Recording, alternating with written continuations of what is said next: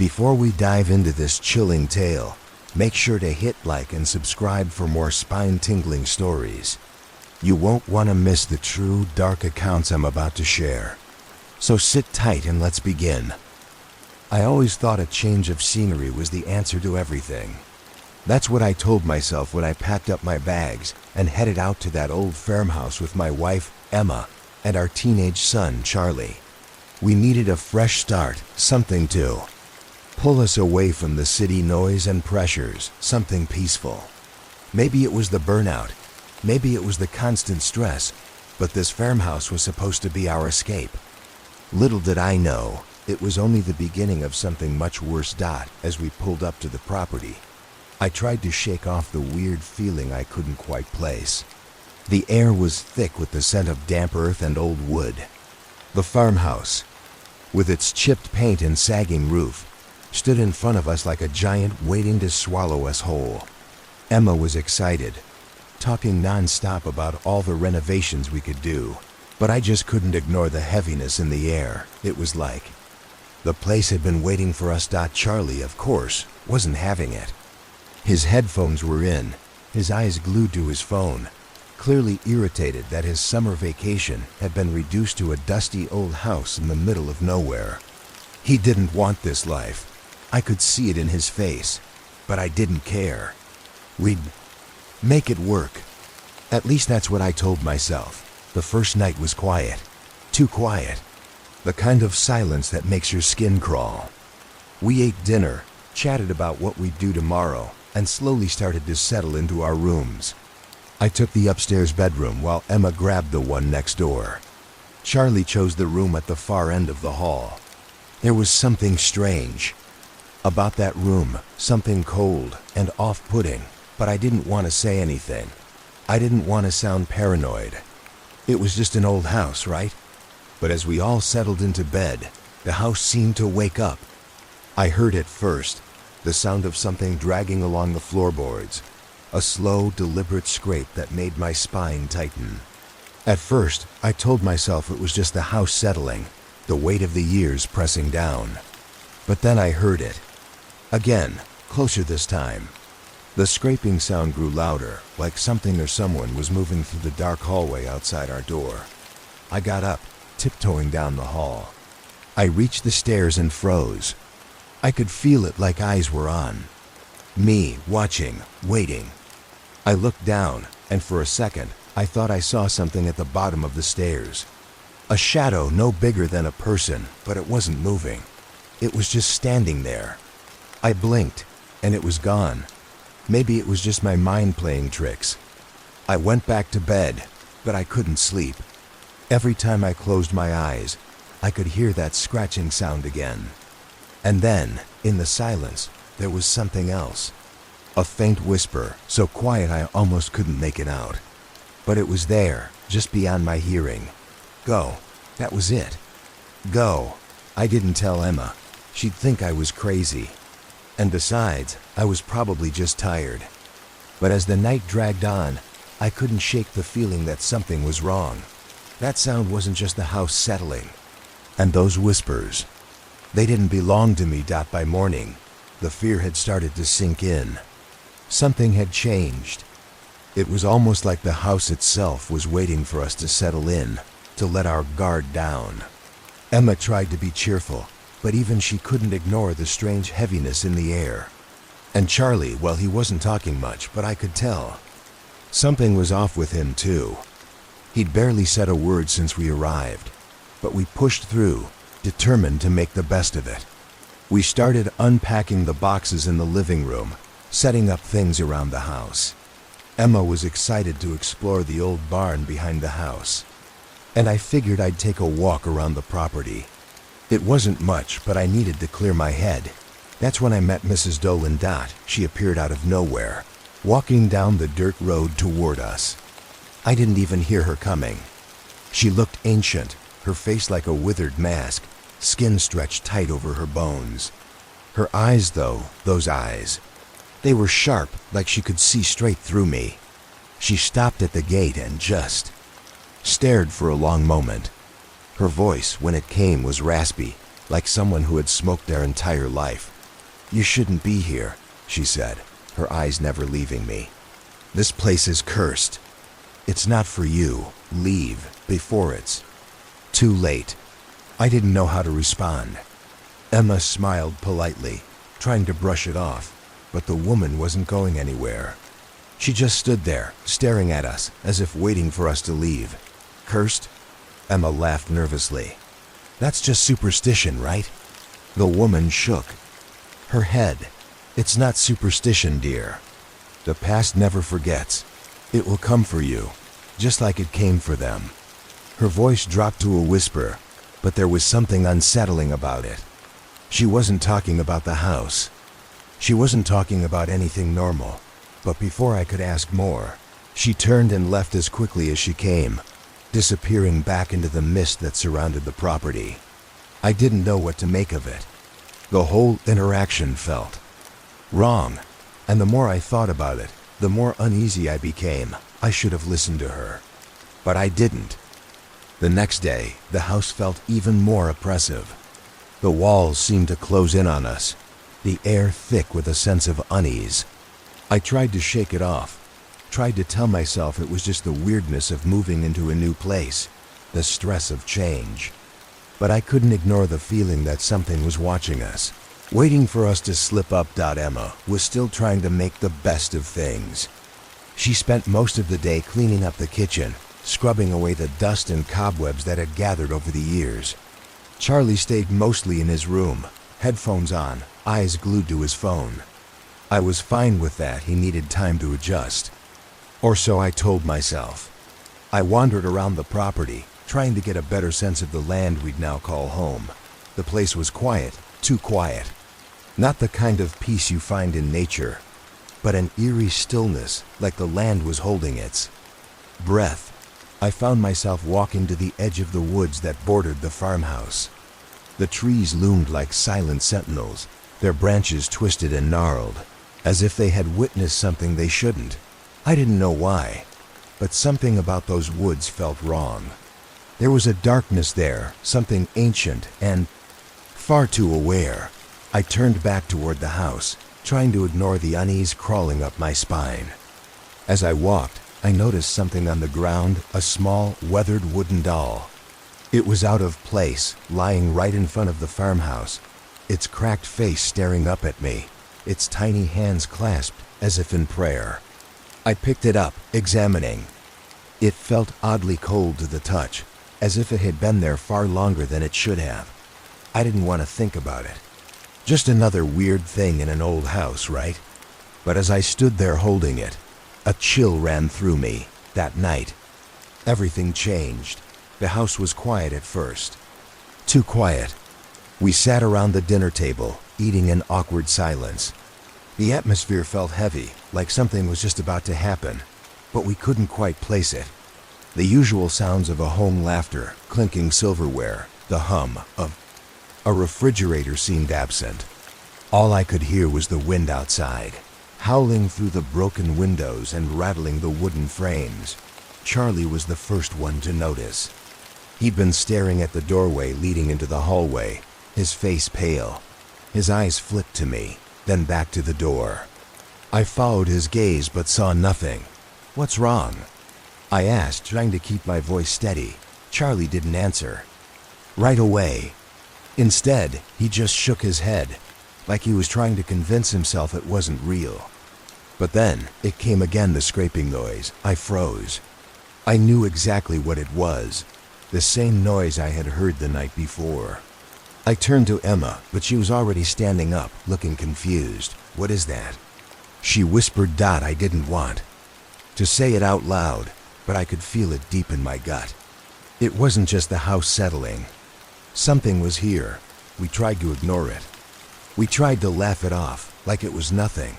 But the sound continued, slow, rhythmic, like something dragging itself across the floor. I stood up, my heart pounding in my chest. "Charlie, stay here," I ordered, but he was already moving toward the hall. I could hear him breathing fast, almost like he was afraid to breathe too loudly.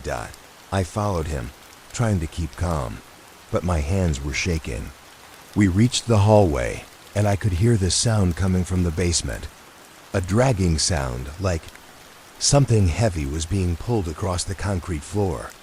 I grabbed the old flashlight from the kitchen, and together we crept toward the basement door. The smell of mildew hit me hard as I touched the cold brass knob. I hesitated. Something about that basement. It felt wrong, like whatever was down there. It didn't want to be found. Charlie stepped forward. "Let's just see what it is," he muttered under his breath, but as soon as he opened the door, the sound stopped. We both stood there, staring into the dark abyss below us. The flashlight didn't cut through the blackness. It felt like the dark was swallowing the light. The temperature seemed to drop instantly. I couldn't shake the feeling that something or someone was down there, just waiting for us to make a move. Charlie, the bravest of us, stepped forward first. "I'm going down," he said, but there was something in his voice that didn't sound like confidence. "No," I said quickly. "We'll go together." But before I could stop him, he had already stepped onto the first step, his foot making a soft creak as it landed. The noise came back then. The whispering. At first, I thought it was just the wind, but when I strained to listen, I could make out words. They were faint but unmistakable. "Go. Go." I grabbed Charlie's arm and pulled him back, but he didn't resist. He was already trembling. "Dad, did you hear that?" His voice was barely a whisper, but I could hear the fear in it. Before I could answer, the door slammed shut behind us. We turned, and there, standing at the edge of the hallway, was a figure, a woman. Her face was pale, her hair long and tangled, hanging in front of her eyes. She didn't move, but I could feel her eyes on me, watching, waiting. I felt the blood drain from my face. This wasn't real. This couldn't be real. Then, her lips parted, and in a voice like dry leaves rustling, she said, "You shouldn't have come." The figure stood in the hallway, her presence so still, it felt as though time had stopped. I couldn't look away from her, not because I wanted to, but because my body refused to move. A chill gripped me, cold, biting, unnatural. Charlie was trembling beside me, his wide eyes fixed on the woman, but he couldn't speak. Neither could I. The silence between us and the woman stretched on, unbearable, until it felt like the house itself was holding its breath. Her lips moved again, but this time, it was like her voice came from everywhere. "You shouldn't be here. You don't belong." It wasn't a command, but a warning, and it sent a deep, primal fear straight to my core. I wanted to run, but my legs wouldn't cooperate. It was like the very air was pressing down on me, suffocating me. The woman didn't move, but her eyes, those eyes pierced me. There was something deeply unsettling about them. They weren't just empty or cold. They seemed knowing, like she could see all my thoughts, every fear I had ever tried to bury. I swallowed hard, trying to force myself to speak, to ask her who she was, but nothing came out. Instead, the air around me felt thick like it was closing in. Charlie must have felt it too, because without warning, he stepped back, his breath shallow. "We need to go," he whispered, voice cracking. But before I could grab his arm and pull him away, the woman raised one hand. "You cannot leave," she said, the words like ice, sharp and final. And then, a sound, the scraping sound came. Again, it wasn't from the basement this time. It came from within the walls, like something was trying to claw its way out from the inside. The sound grew louder and louder, but I couldn't move. I didn't know what to do. Fear held me in place, but finally, after what felt like an eternity, I managed to speak. "Who are you?" I asked, my voice barely audible, my throat dry and tight. She didn't answer. Instead, she simply stared at me. Her eyes didn't blink, didn't shift. The tension was unbearable. And then, just as quickly as she had appeared, she was gone. I don't know what happened next. One moment, she was there, and the next, it was as though she had never been. The hallway was empty. I blinked, rubbed my eyes, and the house fell silent again, but not in a peaceful way. It was too quiet, like the world had stopped moving. I could still feel her eyes, still hear her words echoing in my mind. "You don't belong." I turned to Charlie. His face was pale, his eyes wide with fear. I wanted to say something, but I didn't know what. How do you explain what we had just seen? I didn't want to believe it, but I could tell from the look in Charlie's eyes that he wasn't imagining it. He had seen the woman too. We both had. "Let's just go upstairs," I said, trying to sound normal, trying to hold on to whatever sense of control I had left. But Charlie didn't move. He was staring at the stairs, a strange, distant look on his face. I followed his gaze, and that's when I saw it. The doll. The same doll I had found earlier, the one I had picked up outside. It was now sitting on the bottom step of the stairs, facing us, its tiny eyes staring right into mine. I didn't know how it had gotten there. I hadn't seen it when we came down, but now it was unmistakable. Its head tilted slightly to the side, as though it were alive, watching us. I wanted to scream, to run, but I couldn't move. It felt like the house was pulling us in, drawing us deeper into its web, like it had decided we were part of its story now. But I had no idea what kind of story we had walked into. "Dad, it's moving," Charlie whispered. I looked at him. His eyes were locked on the doll, and for a moment, I thought he had lost his mind. But then I saw it too. The doll's tiny hands, those cold, stiff hands, moved just a fraction of an inch, as if it were trying to reach out to us. "Get away from it," I said, backing away, grabbing Charlie's arm and pulling him towards the stairs. But it wasn't just the doll that was strange anymore. It was the whole damn house. It felt as though something in the walls was alive, something ancient, something that was aware of us. Watching, waiting. I could hear footsteps now. But these were not our footsteps. They were slower, heavier, and they echoed through the house, bouncing off the walls and creating an eerie, distorted rhythm.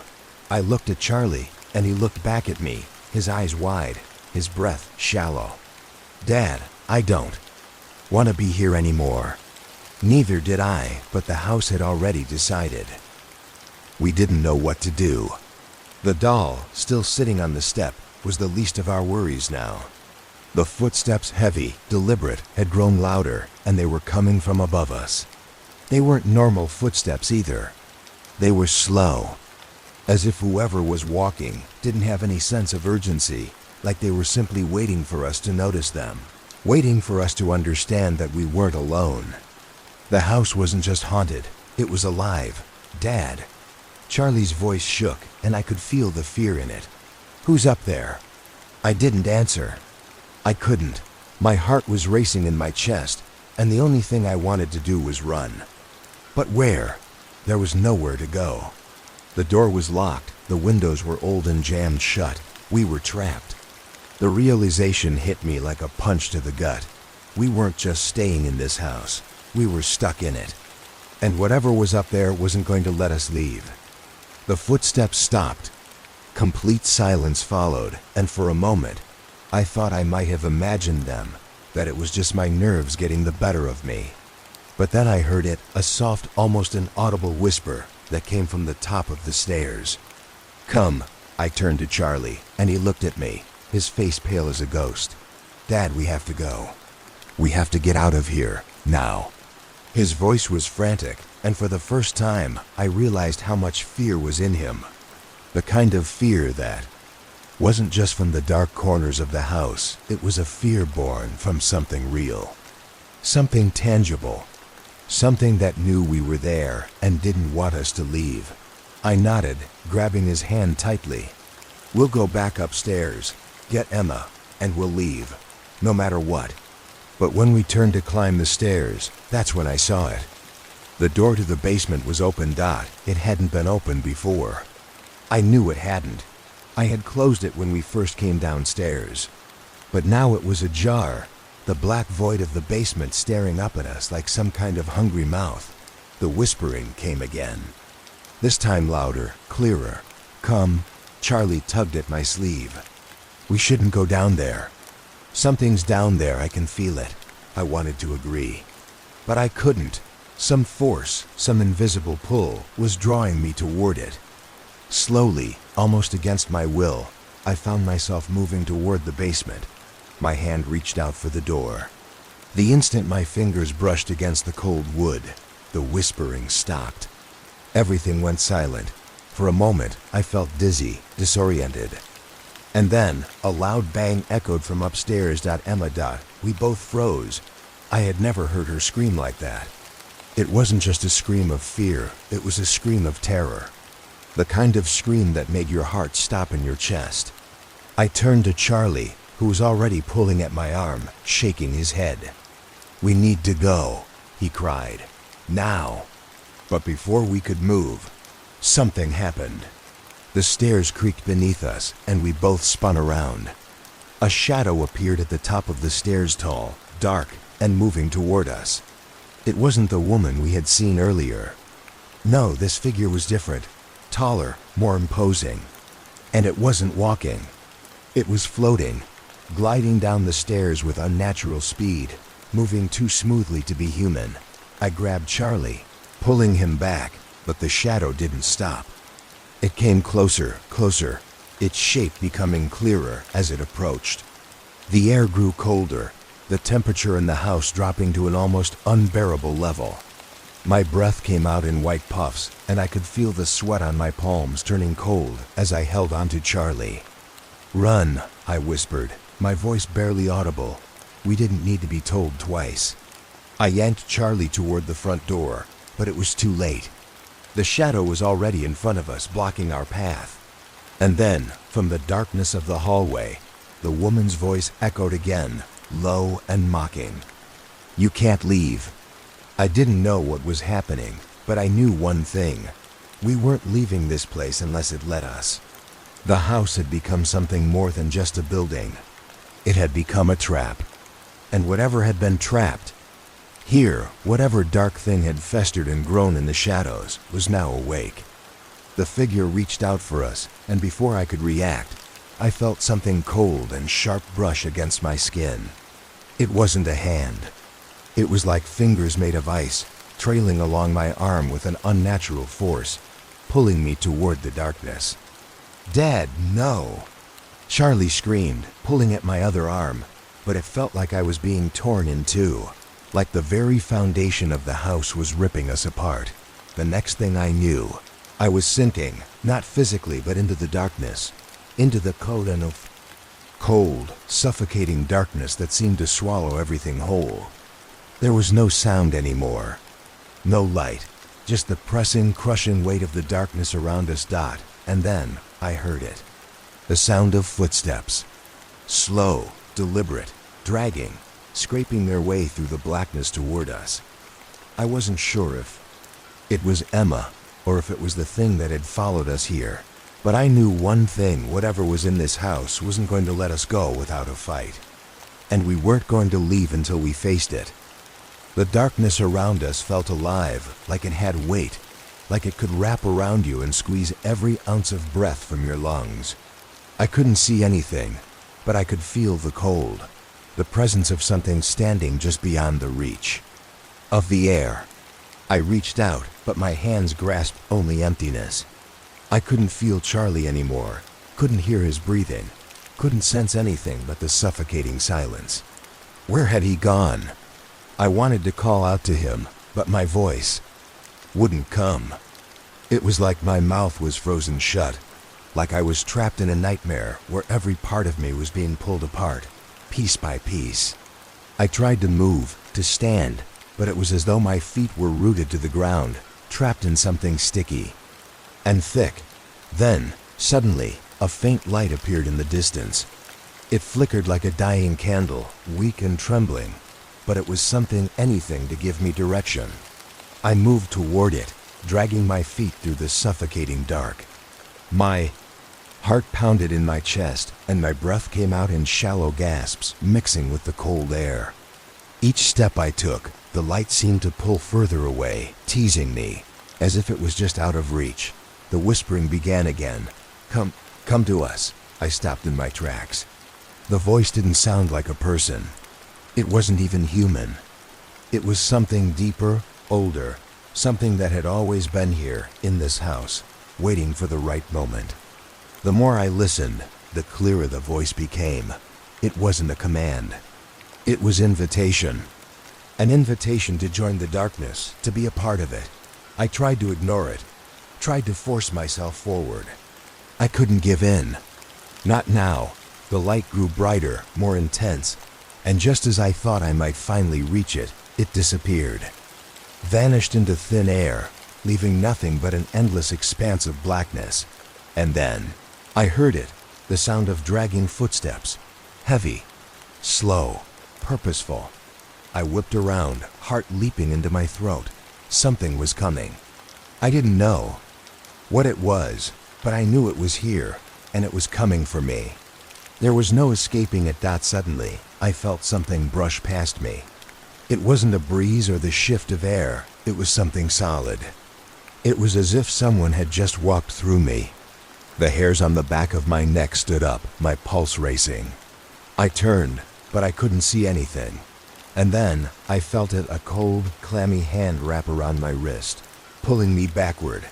I screamed, but no sound came out. The hand was so cold, like ice, like death itself. The grip tightened, and I felt myself being yanked into the air, my body twisting and turning, spiraling into darkness. Panic gripped me, and I tried to fight, tried to break free, but I couldn't. My arms and legs were frozen in place, and all I could do was feel the crushing force of whatever was dragging me. Suddenly, I was slammed onto the ground. My vision spun, and when it cleared, I was in the basement. I didn't know how I had gotten there. 1 second, I was in the darkness, and the next, I was staring at the cold stone walls of the basement. The air smelled like rot, like something had been left to decay for far too long. I pushed myself up, looking around. The basement was vast, far bigger than I had imagined. And there, in the center, was a circle. A circle made of something dark, something viscous, like tar or blood. It was like a symbol, something ancient, drawn with intent. I wanted to back away, to run, but my legs felt like they were made of stone, and then I saw them. Eyes. Dozens of them, glowing from the shadows around me, watching, waiting. They weren't human eyes, not even animal eyes. They were something else, something far worse. They blinked slowly, one by one, as if they were aware of my every move, my every thought. I opened my mouth to scream, but no sound came out.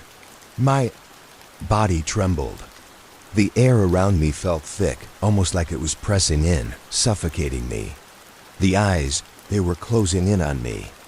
I didn't know if they were moving or if I was, but everything started to spin, the world becoming a blur of motion.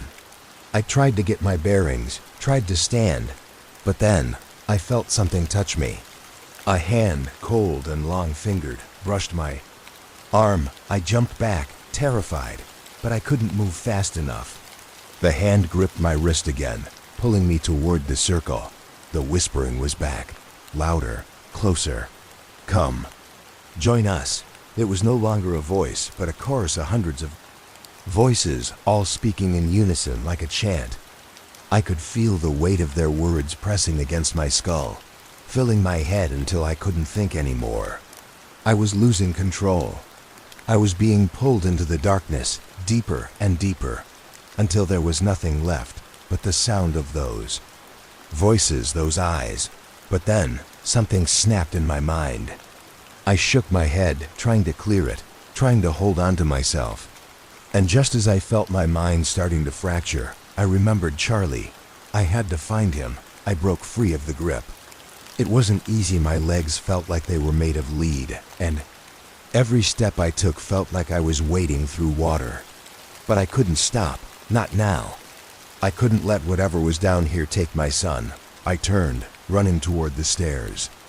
But when I reached the top of the basement stairs, I froze. At the foot of the stairs, standing still in the dark, was Charlie. His eyes were wide, his face pale. He wasn't moving. He wasn't even blinking. He was just standing there staring at me like he didn't recognize me. "Charlie." I called, but he didn't respond. He just kept staring, his face blank. Behind him I saw it, the shadow. It was moving again, and this time, it was coming for us both. The air around me thickened, and my pulse surged in my throat. I called Charlie's name again, but he didn't move. His body stood frozen at the top of the stairs, but his eyes were empty. The once familiar spark in them had been replaced with an unsettling void, a dark, hollow gaze that seemed to reach right through me, past me, into something much deeper, something I couldn't even begin to comprehend. I stepped forward, reaching out to him, my voice trembling. "Charlie, please, snap out of it. It's me, it's your dad." But there was no response. It was like he wasn't even there. He stood as if he were a doll, lifeless and unaware of his surroundings. I took another step toward him, and then I saw it, the shadow no longer just a figure, but something massive, something far more terrifying than I could ever have imagined shifted. Behind him, it wasn't moving as a man would. No, this thing slithered, its long limbs reaching, stretching, as if it were made from something that didn't obey the laws of nature. The sound of its movement was wet, like something dragging across the floor, like rotting flesh rubbing against cold stone. I felt the ground beneath my feet tremble as the thing crept closer. My body locked up in terror, but I couldn't let it take Charlie. I couldn't let this thing take my son. "Charlie, get away from it." I screamed, but my voice cracked, and it was swallowed by the heavy silence that filled the house. Shadow moved toward him, its presence suffocating the very air I was trying to breathe. It was only a few steps away now, so close I could feel the temperature drop around it, a coldness that made the air bite at my skin. Charlie still didn't move. I had no choice. I couldn't let the shadow touch him. I reached out, grabbing him by the shoulder, yanking him backward with all the strength I had. But as soon as my fingers made contact with his arm, a sickening, bone-chilling force surged through me. It felt like something sharp had pierced my very soul, and I stumbled back, gasping for air. The shadow had reached me. It had touched me. A sharp pain shot through my chest, and I gasped, falling to my knees, barely able to hold myself up. The world spun around me, each breath a struggle. And through the haze, I heard a voice. "Not your son. You cannot save him. You cannot save anyone." The voice came from all around, from within the walls, from within the ground beneath me. It was everywhere, inside my mind, inside my very bones. I looked up, and the shadow was no longer behind Charlie. It had taken him. He was gone. The hallway was emptied. My heart thudded in my chest, and my hands shook as I tried to stand. I couldn't breathe. My body felt like it was being crushed from all sides. The house had swallowed him whole. And now, it was turning its attention to me. I didn't understand what was happening, but I knew one thing for sure. The house wanted all of us. With shaky hands, I pulled myself to my feet. I couldn't leave without him. I couldn't leave Charlie in that house, no matter what it took, no matter what I had to face. I was going to find him. The floorboards creaked beneath me as I moved, every step heavy, every breath more labored than the last. I couldn't tell where I was anymore. Couldn't tell if I was still in the hallway or if I had wandered into another room. It didn't matter. I had to find Charlie. The walls seemed to close in on me as I moved. I heard the scraping sound again, the sound that had been haunting us since we first stepped into this house. But it was louder now, closer. It wasn't just a noise anymore. It felt like something was alive in the walls, something watching me. A flicker of light caught my eye. I turned toward it. At the end of the hallway, the doll was sitting again. It had moved from the bottom of the stairs and was now in the middle of the hallway, facing me. Its small, porcelain face grinned up at me, and I could feel a dark, suffocating energy radiating off of it. I took a step toward it, But before I could reach it, I heard it, the footsteps. The sound was back. The dragging, slow, methodical footsteps. And they were close. I turned, my heart racing, my breath coming in sharp gasps. I wasn't alone. The shadow wasn't finished with me. I ran. My feet pounded against the floor. The walls seemed to stretch around me like the house itself was, shifting, trying to trap me. I needed to get to the front door. It was the only way out. But the closer I got, the harder it was to move. It was like something was weighing me down, slowing me, dragging me into the depths of the house. And then I saw a figure standing at the front door, blocking my way. It was Emma.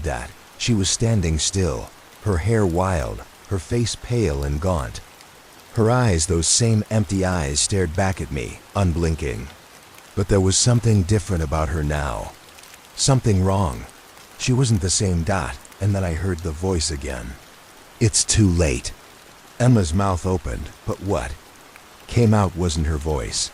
It was the whispering, that same voice that had followed us since we arrived. It echoed around me, twisting, blending with the voices of all the things that had ever been trapped in this house. I was not going to make it out. I couldn't breathe. The weight of the house, the shadows, and the voices, they all seemed to press down on me at once.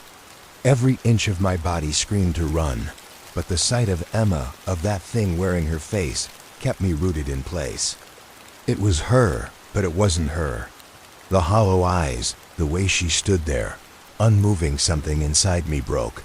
I wanted to scream. I wanted to ask her what happened, how she had become like this, but the words never left my mouth.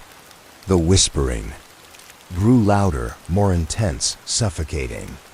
It wasn't just one voice now, it was an entire choir of agony and fear, overlapping and distorting, twisting my mind until I felt like I might lose it. "Charlie ... Emma. Please, this isn't you." I managed to say, my voice barely a whisper. The sound of my words was lost to the growing cacophony of whispers. The temperature in the room dropped further, a biting cold that seeped into my skin, into my bones. Emma, or whatever was wearing her face, tilted her head, that same eerie, unblinking stare fixed on me. Her lips moved again, but it was the voice, that dreadful voice, that answered. "You can't save them. None of you will leave. Not now. Not ever." The floor beneath me creaked, and I knew that something was coming. Something was moving in the house, watching me, waiting for me to make the wrong move. The footsteps echoed again, dragging across the wooden floor, louder and faster. I turned my head, but the hallway stretched endlessly, like some twisted labyrinth. That would never let me escape. Get away from her.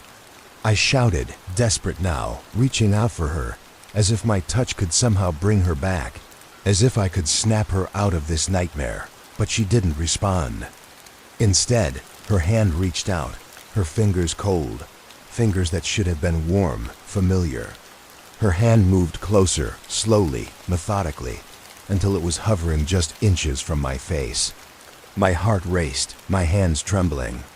The very air around me felt thick, suffocating, as if it were closing in on me, and I was trapped in its grip. Suddenly, the shadow moved. It surged from the darkness, faster than I could react, and in that moment, I realized it was not just one shadow. It was many, dozens of them, slithering, crawling from the corners of the room, from the walls, from the floor. Their forms twisted, amorphous and horrifying. They were drawn to Emma, to the thing that was once my wife. I couldn't stay here. I had to run, had to move.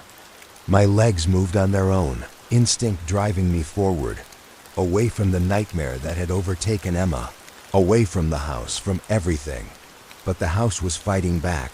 The walls groaned as I ran, as though the house itself were alive, shifting and changing to keep me inside. The very air grew thicker with every step I took, heavier, like I was walking through thick, suffocating fog. Every turn I made seemed to lead me further into the maze of darkened hallways, and I knew deep down I wasn't just running from Emma. I was running from something far worse. I turned a corner, hoping for some kind of escape, but there was nothing. The hallway stretched on, endless, each door I passed more terrifying than the last. And then I heard it, the scraping. It was so close now, I could feel it vibrating through my bones. It wasn't just a sound anymore. It was a presence, something. That was closer than ever. It was in the walls, in the floor, in the air itself. I ran faster, my mind racing, my breath ragged. The footsteps were behind me now, and I knew I couldn't outrun them. The thing in the house was getting closer. Closer with every step. My heart hammered in my chest as I turned to look back. And there, in the dim light of the hallway, I saw it. The shadow dot, it wasn't just one shadow anymore. It had grown. It had multiplied. The shadows were everywhere, surrounding me, closing in from all sides. They moved like smoke, like something not bound by the rules of reality, and they were reaching for me. I stumbled, my feet slipping on the slick floor, but there was nowhere to go. The hallway seemed to stretch on forever, like the house itself was folding in on me. There was no exit, no way out. And then I felt it, cold fingers wrapped around my ankle, pulling me down. I screamed, but it was a sound swallowed by the walls, the whispers, the noise of the house that was alive. The shadows surged around me, dragging me into the darkness. No! I screamed, but it was too late. I felt myself being pulled down into the cold, the dark. And then, a voice deep and guttural whispered in my ear, "Welcome home." And everything went black. I woke up, but I didn't know where I was. The air was still heavy, the suffocating cold that had taken over. The house clinging to my skin like a second layer. The ground beneath me was damp, slick with something I couldn't identify. I tried to move, but my body felt numb, like I was still trapped in that nightmare. I blinked, trying to focus. There was no light, only shadows that seemed to crawl across the walls, moving of their own accord. They stretched and twisted like living things, and in the darkness, I could hear the faintest whispers, those same voices that had tormented me ever since we set foot in this house. I wasn't in the hallway anymore. This wasn't even the room where I had been dragged. The walls were made of stone, rough and uneven, and the air smelled of decay. I could barely make out the shape of the space around me. It felt old, ancient, like something that had been hidden for years, waiting for the right moment to surface. I tried to push myself to my feet, but as soon as I moved, I felt a sharp pain shoot through my head, and I collapsed back down. The ground beneath me wasn't hard, but soft, like something alive was breathing beneath it. Every time I tried to get up, it felt like the floor was pulling me back down, dragging me into its depths. I couldn't stay here. I needed to get out. I needed to find Charlie, find Emma, find any trace of them before it was too late. I pushed against the floor again, this time forcing myself to sit up. The dizziness threatened to overtake me, but I fought it off. Slowly, I dragged myself to my feet, feeling the cold, damp stone against my palms as I stood. The whispers grew louder. And this time I understood them. You shouldn't have come. You cannot leave. You will never leave. I froze. It wasn't just the house that was speaking. It was something else, something older, more ancient than anything I could fathom. The voices seemed to come from the walls themselves, from the ground, from the very air I breathed.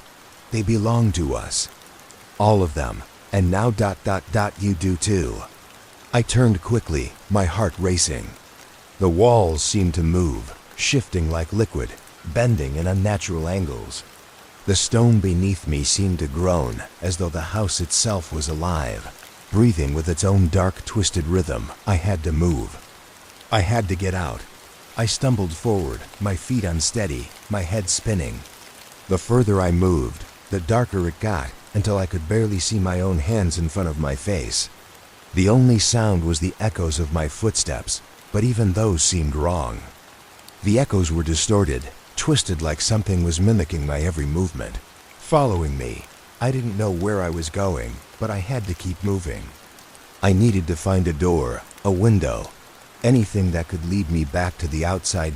As I moved through the darkness, I heard a sound behind me, a scraping, slow and methodical, like nails dragging across wood. I didn't need to look to know what it was. The shadow was following me. It was close. I could feel its presence. It wasn't just one shadow anymore. It had multiplied again, now a swirling mass of darkness, a swirling nightmare that moved with purpose. I picked up my pace, but the sound grew louder, closer. It was following me, stalking me, never stopping. I rounded a corner, hoping for some kind of escape, but the hallway stretched on forever. The walls seemed to pulse, the air thickening with the stench of rot. Then I saw a door. It was at the end of the corridor, just barely visible in the dim light. A single fragile hope. I sprinted toward it, my heart pounding in my chest. The shadows rushed forward behind me, and the scraping noise turned into a maddening screech, like something being dragged across glass. I reached the door and yanked it open, only to be met with more darkness. But beyond it, beyond the endless abyss, was something I couldn't comprehend. It was a vast space, a cavern, stretching far beyond anything I had seen in the house. The air was thick with the stench of decay and something worse.